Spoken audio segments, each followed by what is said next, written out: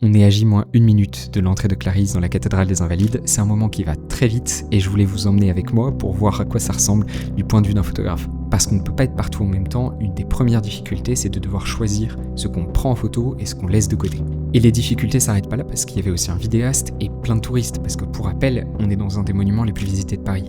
Dans ces situations-là, je travaille au maximum avec des focales serrées pour avoir le moins de distractions autour. Je prends aussi des photos des réactions des personnes autour des mariés. À ces moments-là, ils vont aussi manifester une partie de cette appréhension presque de ce qui va se passer. L'entrée de la mariée, ça veut aussi dire contre-jour, et dans la plupart des cas, je trouve que le noir et blanc est un peu plus approprié dans ces circonstances. La procession commence, et je peux pas trop m'éloigner des mariés, donc je me mets pas devant la procession, je me mets sur le côté, et j'accepte de les laisser passer et de les avoir de dos.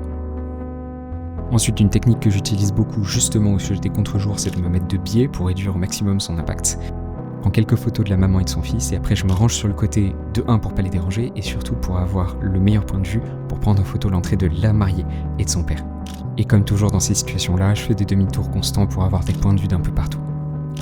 Je prends aussi en photo les deux autres parents qui rentrent en procession et rentre enfin le cortège d'enfants d'honneur. Un des challenges, c'est que entre le premier enfant d'honneur et la mariée dans le fond, il y a une grosse profondeur de champ entre les deux. Et dans une église, même si elle est relativement lumineuse, on a rarement assez de lumière pour pouvoir refermer l'objectif et avoir le premier et le dernier qui soient nets en même temps. À la demande des mariés, je devais aussi photographier une amie qui était à la tribune en train de jouer du violon pendant l'entrée des mariés, mais j'avais que quelques secondes parce que la mariée est aussi en train d'entrer. J'avais de la chance aussi parce que ce jour-là, j'étais avec un vidéaste très sympa, on s'est pas gêné en travaillant et ça c'est hyper précieux.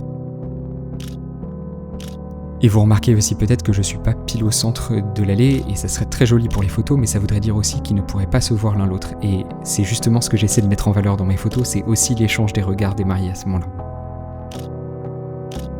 Et surtout, je tenais à vous remercier pour votre soutien sur les derniers réels, je partage ma passion et ça a l'air d'intéresser du monde, il n'y a pas plus beau compliment que ça.